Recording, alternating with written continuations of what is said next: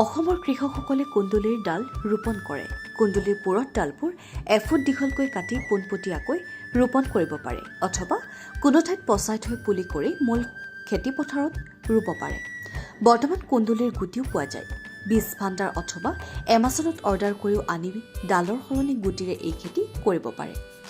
জিকা বা অন্য লতাজাতীয় খেতি কৰিবলৈ চহোৱাৰ দৰে মাটিডৰা চহাই লৈ শাৰী শাৰীকৈ ৰোপণ কৰিব লাগে। এটা শাৰীৰ পৰা আনটো শাৰীৰ দূৰত্ব 2 পৰা 2.5 মিটাৰ আৰু এটা পুলিৰ পৰা আনটো পুলিৰ দূৰত্ব 1 মিটাৰ হ'ব লাগে।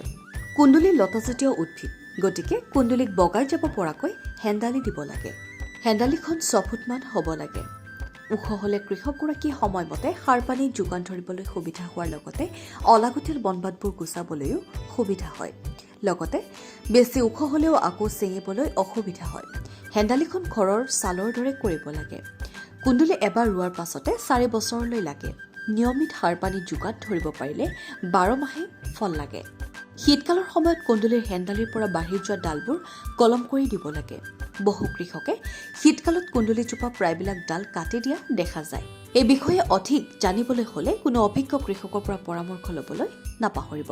নিউজ ডেস্ক ৰিপৰ্ট অংকুৰিত অসম।